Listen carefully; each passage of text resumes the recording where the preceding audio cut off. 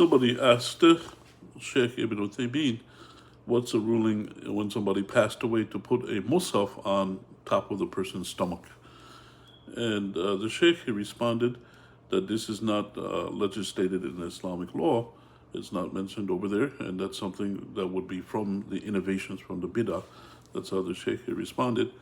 However, he said that what's enjoined, if you look in the books of ilm, it says the person, they put something heavy on the stomach, and that's in order to clear the things of the stomach out. That's what the Sheikh mentioned. And what happens to bear in mind when we do our acts of worship, we have to follow the teachings of Prophet Muhammad ﷺ and what Allah subhanahu wa ta'ala sent down, not do things that are haphazard or without knowledge, without the ilm. But rather, a person, they should study to try to find out what's the best way to do it and try to follow the sunnah of Prophet Muhammad sallallahu alaihi wasallam.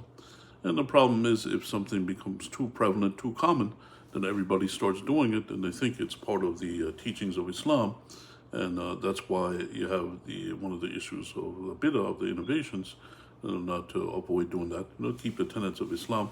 That's how Allah subhanahu wa ta'ala sent it to us, so that's what we follow.